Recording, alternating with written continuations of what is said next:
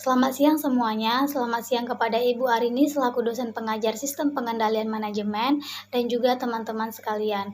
Baiklah, di sini kami dari kelompok 2 akan mempresentasikan hasil diskusi kelompok kami mengenai perencanaan strategis yang beranggotakan saya sendiri Leni Krisna dan rekan saya Adi Hermanto, Clarissa Adelina, Elia Dinati Tambunan, Endah Hasti, Hardion Arston, Kristina Borusilalahi, Rona Meli Sandita, dan juga Susi Ayuni Boru Simanjuntak.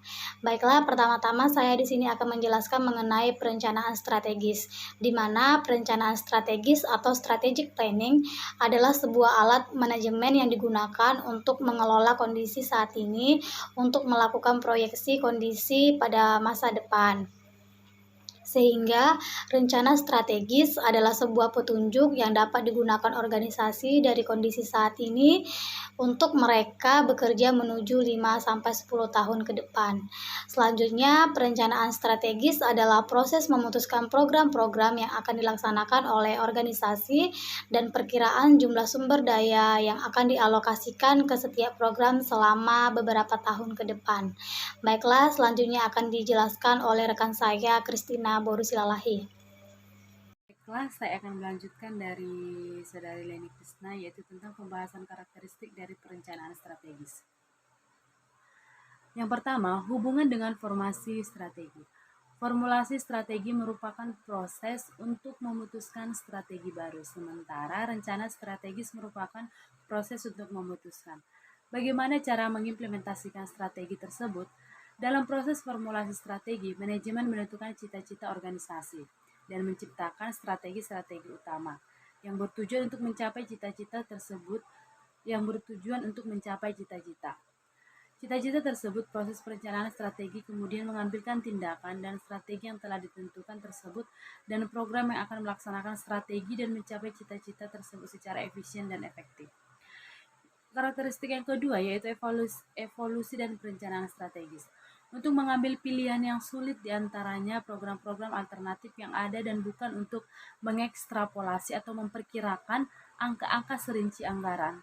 Waktu dan usaha sebaiknya ditunjukkan lebih banyak pada analisis dan diskusi formal dan relatif lebih sedikit untuk pekerjaan-pekerjaan kertas dan fokus sebaiknya pada program sendiri dan bukan pada posisi tanggung jawab yang melaksanakannya. Dan karakteristik yang ketiga yaitu manfaat dan keterbatasan dari perencanaan strategi. Ada 3 manfaat. Yang pertama, ada empat manfaat. Yang pertama, kerangka kerja untuk pengembangan anggaran. Yang kedua, alat pengembangan manajemen. Yang ketiga, mekanisme untuk memaksa manajemen melahirkan jangka panjang. Dan yang keempat, alat untuk menyejajarkan manajer dengan strategi korporat. Adapun keterbatasannya yaitu selalu ada bahaya bahwa perencanaan berakhir menjadi pengisian formulir, latihan birokrasi tanpa pemikiran strategis. Yang kedua, bahwa organisasi mungkin menciptakan departemen perencanaan strategi yang besar dan mendelegasikan pembuatan rencana strategis kepada para staf dari departemen tersebut. Sehingga dengan demikian mengabaikan input dari manajemen lini maupun manfaat pendidikan dari proses tersebut. Dan karakteristik yang terakhir yaitu struktur dan isi program. Dalam organisasi jasa, program cenderung berkaitan dengan jenis jasa yang diberikan oleh entitas tersebut. Rencana strategis biasanya mencakup periode 5 tahun, 5 tahun ke depan. 5 tahun adalah periode yang cukup panjang untuk mengestimasikan konsekuensi dan keputusan program yang dibuat saat ini. Baiklah, akan dilanjutkan oleh teman saya. Baiklah, selanjutnya menganalisis program-program baru yang diusulkan. Yang pertama, analisis investasi modal. Untuk menganalisis usulan investasi modal, berusaha untuk menentukan A. Nilai sekarang bersih dari proyek tersebut, yaitu kelebihan nilai sekarang dari estimasi arus kas masuk terhadap jumlah estimasi yang diperlukan, atau B. Tingkat mengembalikan internal yang implisit dalam hubungan antara arus kas masuk dan keluar. Intinya adalah bahwa teknik-teknik ini digunakan hanya pada sekitar separuh situasi di mana secara konseptual teknik-teknik ini dapat ditetapkan. Ada 4 alasan untuk menggunakan teknik nilai sekarang dalam menganalisis semua usulan. Yang pertama, usulan tersebut mungkin jelas menarik sehingga perhitungan dari nilai sekarang bersihnya tidak diperlukan. Yang kedua, estimasi yang terlibat dalam usulan begitu tidak pasti sehingga membuat perhitungan nilai sekarang bersih dipercaya dan tidak sesuai dengan usahanya.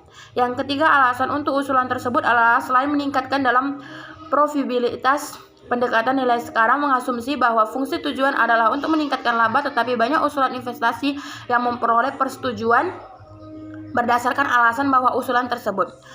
Yang terakhir, tidak ada alternatif yang layak untuk diadopsi. Hukuman lingkungan mungkin mengharuskan investasi dalam suatu program baru. Beberapa pertimbangan yang digunakan dalam menginvestasikan sistem evaluasi pengeluaran modal adalah: yang pertama, aturan-aturan; yang kedua, menghindari manipulasi; yang ketiga, modal. 2. Pengaturan untuk analisis. Satu tim mengevaluasi usulan yang sangat penting dan memerlukan waktu 1 tahun atau lebih. Bahkan dengan ini, sejumlah besar diskusi biasanya terjadi antara pengusaha dengan staf pusat. Selain eksekutif fungsional maupun hal ini, mungkin menandatangani usulan penting sebelum diserahkan ke CEO. CEO mungkin mengembalikan usulan tersebut untuk dianalisis lebih lanjut beberapa kali sebelum membuat keputusan akhir. Untuk menjalankan atau menolak proyek tersebut, sebagaimana dicatat sebelumnya, titik keputusan untuk lanjut mungkin memerlukan serangkaian pengembangan dan pengujian halangan untuk dilakukan sebelum implementasi penuh. Pada batas waktu dalam hal bahwa anggaran model untuk tahun depan memiliki batas waktu, jika suatu usulan tidak memenuhi batas waktu tersebut, maka persetujuan formalnya dapat menunggu sampai tahun berikutnya, kecuali jika ada situasi yang tidak biasanya. Anggaran modal berisi pengeluaran modal yang telah disetujui untuk tahun anggaran tersebut, dan jika tambahan jumlah disetujui, rencanakan harus direvisi, mungkin ada masalah dalam mendanai tambahan jumlah tersebut. Lalu menganalisis program-program yang sedang berjalan.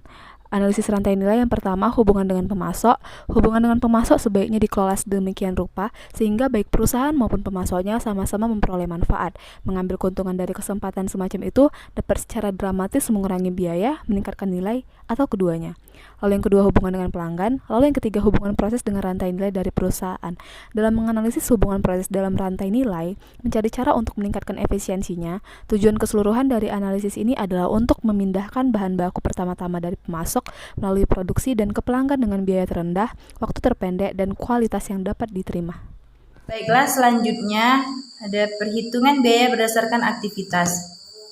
Dalam pusat-pusat biaya ini, biaya tenaga kerja langsung mungkin digabungkan dengan biaya-biaya lain, sehingga menjadi biaya konversi, yaitu biaya tenaga kerja dan biaya overhead untuk mengonversi bahan baku dan komponen menjadi barang jadi selain biaya konversi. Sistem yang lebih baru ini juga membebankan biaya R&D, biaya umum dan administratif, serta biaya pemasaran ke produk. Sistem yang lebih baru ini juga menggunakan dasar alokasi yang lebih dari satu. Dalam sistem yang lebih baru ini, kata aktivitas seringkali digunakan dibandingkan dengan kata pusat biaya, dan pemicu biaya lebih sering digunakan dibandingkan dengan kata dasar alokasi. Dan sistem biaya ini disebut dengan sistem perhitungan biaya berdasarkan aktivitas atau Activity Based Cost ABC. Kegunaan informasi ABC dapat menunjukkan bahwa produk rumit dengan banyak komponen terpisah memiliki biaya desain produksi yang lebih tinggi dibandingkan dengan produk yang lebih sederhana, bahwa produk dengan volume rendah memiliki biaya per unit yang lebih rendah dibandingkan dengan produk yang bervolume tinggi.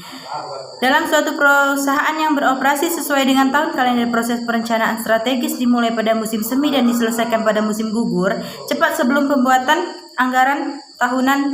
Proses tersebut melibatkan langkah-langkah berikut ini. Yang pertama, ada meninjau dan memperbarui rencana strategis dari tahun lalu. Yang kedua, memutuskan asumsi dan pedoman. Yang ketiga, ada literasi pertama dan rencana strategis. Yang keempat, ada analisis. Yang kelima, literasi kedua dari rencana strategis. Yang keenam, tinjauan dan persetujuan akhir. Di kelas ini saya akan menjelaskan contoh kasus Copley Manufacturing Company. Copley Manufacturing Company memulai perencanaan formal pada tahun 1981. Sistem perencanaan dimodifikasi pada tahun 1982 dan dimodifikasikan kembali pada tahun 1983. Copley telah tumbuh cukup stabil dalam ukuran dan profitabilitas sejak didirikan pada tahun 1919. Pertumbuhan sangat pesat di akhir tahun 1960 dan 1970. Hampir sepanjang sejarah, perusahaan merupakan produsen dan alat pemotong lini yang luas serta komponen dan perlengkapan terkait, dan divisi alat pemotong pada tahun 1983 adalah divisi terbesar. Pada tahun 1983 ada 8 divisi operasi, masing-masing membuat dan menjual satu lini produk industrial. Beberapa dari divisi tumbuh dari akuisisi, lainnya berasal usaha perencanaan formal di tingkat korporat adalah perkembangan dari pekerjaan yang diinisiasi oleh Russell Wilder pada pertengahan tahun 1977 untuk terlibat dalam usaha divisi tersebut yang dimulai pada tahun 1977 untuk merencanakan ke depan usaha Wilder di tingkat korporat sebenarnya dimulai sebagai pencarian akan perusahaan-perusahaan yang akan diakuisisi, karena manajemen Puncak menganggap bahwa pertanyaan kuncinya adalah bagaimana sebaiknya perusahaan melakukan diversifikasi. Dalam waktu 6 bulan, Wilder berargumentasi bahwa pernyataan penting yang seharusnya ditanyakan adalah apakah tujuan perusahaan dan apa potensi perusahaan. Permintaan dari Stanley Burton, Presiden Copley, agar divisi tersebut melihat 10 tahun ke depan dan memprediksikan penjualan, laba arus kas, dan tingkat pembelian atas investasi. Wilder menyusun pertanyaan aktual yang dinyatakan ke divisi-divisi dan mengkoordinasikan pengumpulan data, proyeksi pertumbuhan konsolidasi yang dihasilkan dianggap tidak ideal di mata manajemen Puncak, tetapi tidak ada krisis mengancam yang diprediksikan. Prediksi 10 tahun ke depan mengindikasikan bahwa banyak dari pasar Copley telah mapan bahwa labanya benar-benar sensitif terhadap pergerakan siklus. Saya Enda Hasti akan melanjutkan presentase usaha tahun 1981. Komite Perencanaan Korporat dibentuk pada bulan Februari 1981 oleh Albert guna memandu perpindahan ke arah proses perencanaan formal reguler. Komite Perencanaan terdiri dari Wakil Presiden Riset, Kontroler, Ekonom Korporat Albert dan Sagan. Yang terakhir diangkat menjadi kepala koordinator dari komite tersebut. Komite Perencanaan bertemu hampir setiap minggu untuk beberapa bulan kemudian dan diserang oleh 2 pertanyaan utama. Pertama, dengan proses apa sebaiknya perencanaan yang diformalisasi ditanam ke hidup di Copley. Yang kedua, apa cita-cita korporat yang sesuai untuk Copley? Kunjungan oleh grup korporat. Konsep dari aktivitas perencanaan formal diperkenalkan oleh organisasi tersebut melalui serangkaian kunjungan ke divisi-divisi tersebut oleh grup korporat yang dimulai dari tanggal 6 Juni. Komposisi dari grup terus agak bervariasi tetapi selalu melibatkan Albert dan Sagan. Dalam pertemuan-pertemuan perkenalan ini, Albert menjelaskan rinciannya. Controller menjelaskan data-data keuangan yang akan diserahkan dalam rencana 5 tahun dalam bentuk memorandum tanggal 19 Juli 1981 sebagai berikut. Penjualan. Tolong nyatakan penjualan masa lampau dan penjualan masa depan dengan harga tahun 1981 dan juga dalam jumlah dolar aktual. Berdasarkan kelompok produk utama dan berdasarkan kelompok pasar. Laba sebelum pajak. Analisis proyeksi laba dalam dolar dalam hal varians terhadap proyeksi laba tahun 1981 dalam dolar. Realisasi harga. Perubahan dalam laba karena harga lebih tinggi atau lebih rendah dari harga tahun 1981. Volume dan bauran produk. Perubahan dalam kontribusi laba karena perubahan dalam volume fisik dan bauran produk. Ini dihitung dengan menggunakan rasio kontribusi tahun 1981 terhadap perubahan dalam volume fisik per lini produk. Varians biaya perubahan dalam biaya variabel per unit atau biaya tetap agregat sebaiknya dinyatakan. Perubahan yang teragregasi ini sebaiknya dipisahkan menjadi varians harga dan varians efisiensi.